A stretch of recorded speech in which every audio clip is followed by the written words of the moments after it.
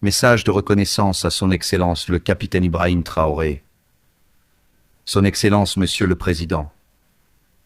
Avant de vous remercier pour votre engagement sans faille envers notre chère patrie, permettez-moi, avec tout le respect qui vous est dû, de remercier d'abord ceux qui vous ont donné la vie, votre père et votre mère. Car il faut être des parents honnêtes, justes et profondément engagés pour mettre au monde un enfant qui porte aussi haut les valeurs de vérité, de courage et de patriotisme. Monsieur le Président, c'est avec un cœur à la fois reconnaissant et empli d'émotion que je vous écris ces mots. Aujourd'hui, notre pays traverse une épreuve difficile, mais grâce à votre bravoure, à votre vision et à votre détermination. L'espoir renaît dans les cœurs des Burkinabés.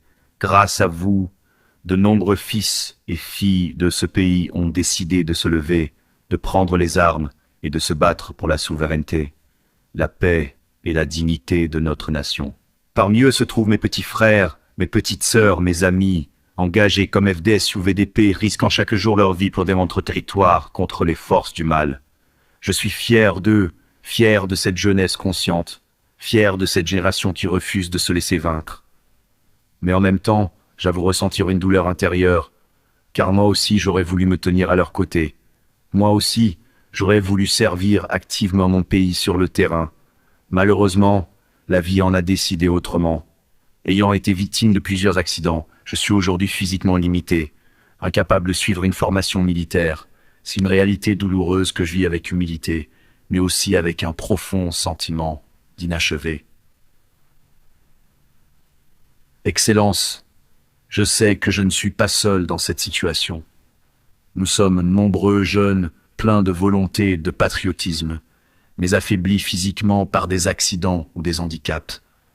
Et souvent, nous nous demandons quelle place avons-nous dans cette lutte pour la libération du Burkina. Pouvons-nous, à notre manière, servir autrement?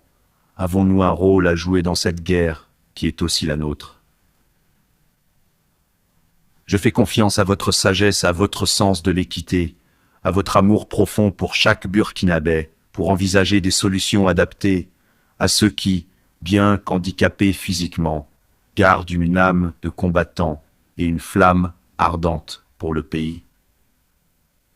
En vous adressant ces mots, je vous rends hommage. Un hommage sincère, sans calcul, pour l'homme que vous êtes. Un homme de courage, de rupture, d'espoir. Vous incarnez aujourd'hui la voix d'un peuple debout. Patrie ou la mort, nous vaincrons. Avec respect, Fabrice